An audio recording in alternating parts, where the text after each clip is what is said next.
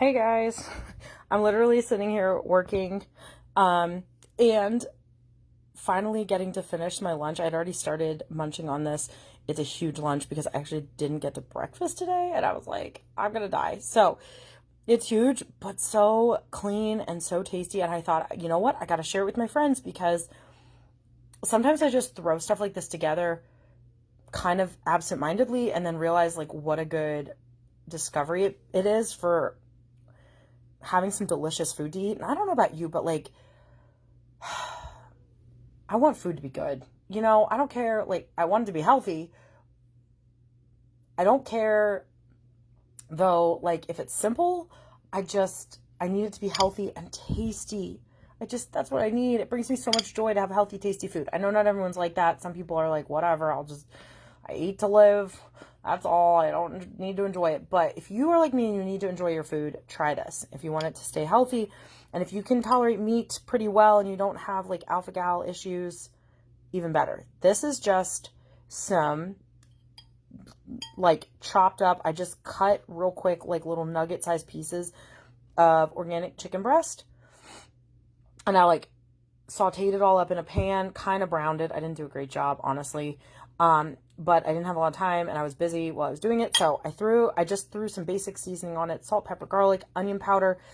And I have this honey sriracha seasoning from Target that I just put a little sprinkle over. I didn't want it to taste too much like that, but I like the little kick that it gives the meat. So the meat's pretty tasty because chicken breast, guys, can be so ho-hum. I don't love it, but this is yummy.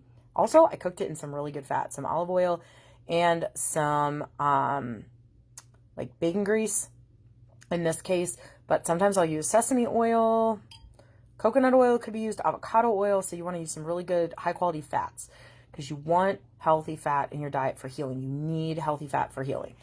Then I chopped up some of our cute little garden tomatoes. Do you see these little guys? Actually, that's onion. I maybe ate most of them already, but here's one little guy left. And I just threw them in for some freshness really quick because I didn't even really have time to I didn't have lettuce on hand. This is like a meat salad, basically, you guys. And then I had made these pickled onions last night and they're ready like really fast. So I love pickled red onion. I don't know if you guys do. If you do, oh my gosh, I just got a recipe off of Pinterest. Really easy, really tasty. I actually made it. Usually pickling calls for a sugar. So I used, instead of like just white sugar. Oh, there's another little tomato hiding. Hi, bud. Instead of using white sugar, I used coconut sugar, like organic.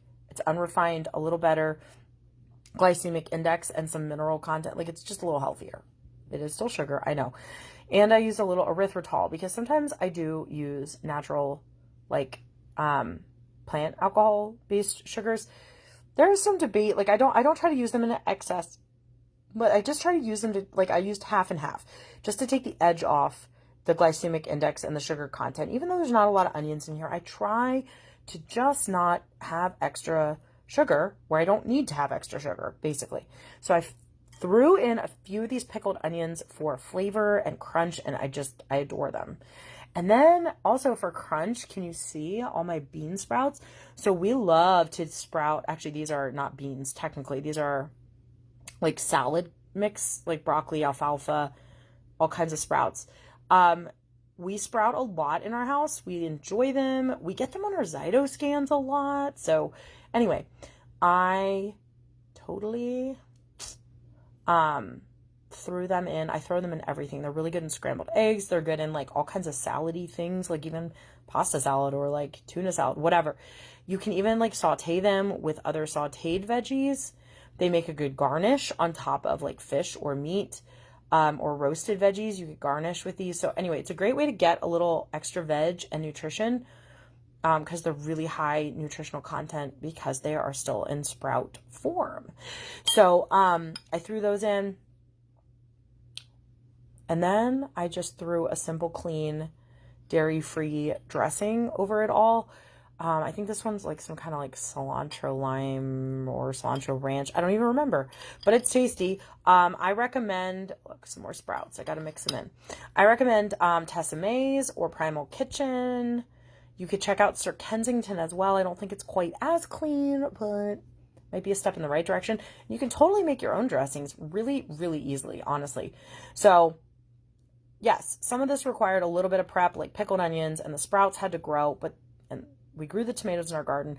But honestly, when you have some of those staples on hand, it makes assembling a really simple but very flavorful and satisfying. Like, this is really satisfying to eat. A satisfying, fun dish. It makes it super easy to assemble.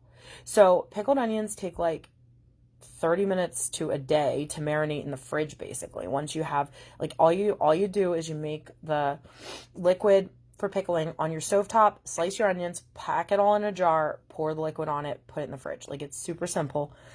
I did it at like 10 o'clock last night, really quick before I went to bed. The sprouts just take as long as they take to sprout, which is a couple days. Like, usually in less than a week, you've got a whole jar full of sprouts. You can buy kits on Amazon to do that. You know, and then like tomatoes, if you're not growing them, you can easily buy, you know, whatever, organic produce. It's not so bad. So then all I had to really do was focus on cooking up the chicken, which took no time at all because I cut it into nuggets, so it cooked quick. You could roast it too, and then it's hands off, you know, and you don't even have to stir it. So anyway, let me just share with you that reminder. Having a few key staples that you enjoy, that bring pleasure to your eating on hand, even the salad dressing, just keeping the stuff you like available to you makes it really easy to throw together food when you didn't prep ahead, which I did not prep ahead for this, or when you don't know what to do, and instead of reaching for junk that doesn't fuel your healing, you can reach for actual fuel. That's also a good time. All right, there's my, sorry for all the notification dings, there's my spiel about eating well for healing, and just some tips and tricks of how a busy work from home mama does it. Let me know if you have any questions or any advice for the rest of us too about how to wing it well. All right, happy Monday. Talk to you later.